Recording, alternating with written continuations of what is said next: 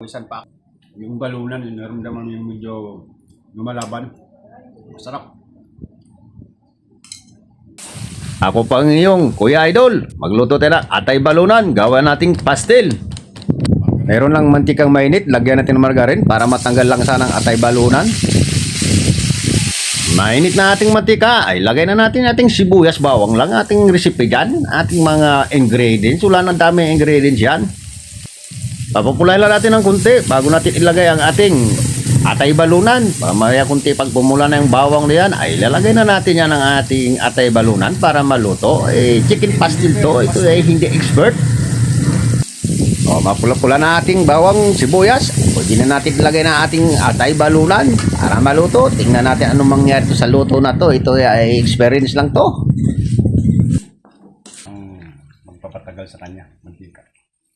Dagdagan natin ng kunting mantika kasi yun ang nagpapatibay sa kanya. Yun ang magpiprito para maging malutong-lutong ang laman ng atay balunan. Hindi ko alam kung tama pa itong ginawa ko. Pasensya na kayong mga lods. Magpakyut muna tayo kunti dyan. Sa mga halaman lang, hindi sa mga followers ko. Imikos-mikos muna natin yan ang ating niluluto. Hindi ko alam kung anong magiging lasa nito. Dahil first time ko makaluto nito. Parang dating yata nito, adobo din. Para sa hindi halo. Bakit natawag itong chicken pastel? Ayun, nilagyan ko na ng tuyo. Ay di, adobo yata talaga ito. Pero hayaan mo na kasi yan ang tinatawag na chicken pastel. Di, pagbigyan na natin yung sinasabi nila. Habang pinapalutong natin yan, ay maraming salamat. Shout out sa aking mga nagsisirel at ang aking top fan, sa aking mga follower. Maraming salamat. Kung umabot ka sa putong ito, pagkikumin na lang kung saan kayo banda umabot ang video.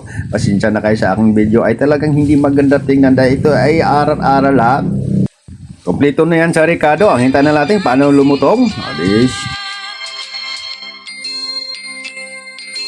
Isingit muna natin ating idolo.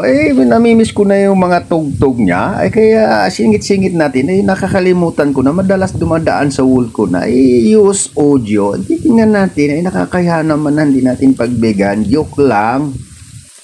Matagal pala talaga magluto nito. Hindi basta-basta. Dahil kailangan mo siya medyo palutong-lutungin kunti ang laman. Kaya magantay-antay lang talaga tayo. Medyo mahaba lang talaga ang pasyensya tayo sa pagluluto dahil di natin pwede madaliin ang luto dahil di mo gusto ang mangyari kung nagmamadali ka. So ang gagawin muna natin dyan guys, abangan nyo. At siyempre may sayaw-sayaw tayo kunti dyan sa bandang dulo. Para mag-enjoy naman kayo. Mayroon tayong sayaw dyan sa dulo mga lods. Hindi man tayo nakasayaw nung kabataan pa natin, at least nakahabol pa rin. Kaya pa kahit pa paano nakapagsayaw. So ayan na lods, what's up?